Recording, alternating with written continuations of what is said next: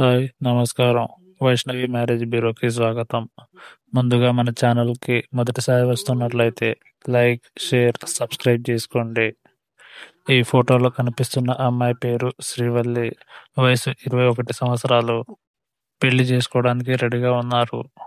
ఖచ్చితంగా కావాల్సిన వాళ్ళు స్క్రీన్ మీద కనిపిస్తున్న నంబర్‌కు కాంటాక్ట్ అవ్వండి.